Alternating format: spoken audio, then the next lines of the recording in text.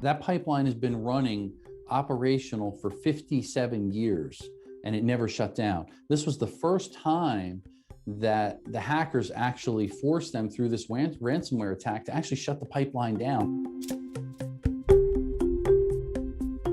Ransomware is a very interesting form of malware, malicious software, and the particular strains of ransomware, the actual code keep evolving. So the hackers will write scripts and write code that will basically get sent to different computers from various means. It could target your laptop, your home computer. They're also now targeting smartphones. Popular is still a phishing attack. An email is sent to you and it has something that forces you, in a sense, to click on the attachment. Click here immediately, or this or that will happen. So it gives a sense of urgency. And when you click that, it actually will then download the code, this malicious software that sits often hidden on your computer so you don't even see it. And what it's doing in the background, it slowly will encrypt all of your files. When your files are encrypted, you can't open them. So now suddenly your computer is rendered useless. You have no access to any of the information, the data, the applications on your computer. The only way that it will work again is to get that decrypted. And what you need there is really the decryption keys.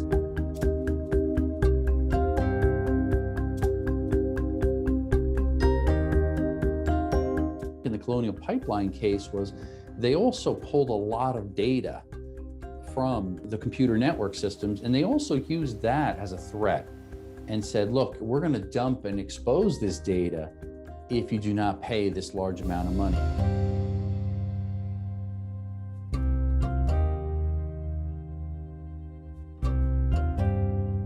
All these ransomware attacks are primarily paid with cryptocurrency, predominantly Bitcoin, which is digital currency. It allows the bad guys, the cyber criminals and hackers, to remain somewhat anonymous because it's hard to actually follow the money.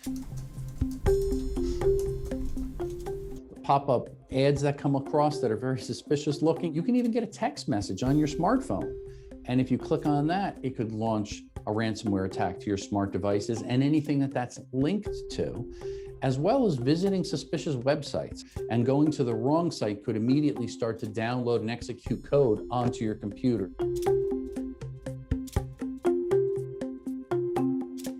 Hackers are always looking what's the latest and greatest and hottest trend, good or bad, and then they'll try to do a focused effort, almost like a good marketing agency. They do the same thing. Ransomware attacks are hitting every single industry, and that's the part that's so concerning. But much of it is tied closely, as of late, to the healthcare industry. Why? Because we're coming out of this COVID-19 mess, and people tend to click on things when there's a sense of urgency or a sense of fear. Vaccine shortages, something about hospitals, statistics about COVID. They're reading quickly the headlines or read through the email, and they may click on that very quickly there, or visiting websites, reading articles and things. Next thing you know, they click on an unsuspecting link. Elderly are a huge target. A lot of these campaigns, they'll actually target assisted living facilities where there may be 1,000 residents there that are all older and they have a little more time on their hands, they're a little more trusting, maybe they're a little more naive with computers, and they're more likely to click onto these phishing attempts or pop-up ads or things like that. So you have to almost assume it's gonna happen to me. Therefore, back up my data daily. Bring a third party in that can help you take a few proactive steps. Having long, strong passwords, multi-factor authentication, it adds layers of security that will keep us and our private data safe.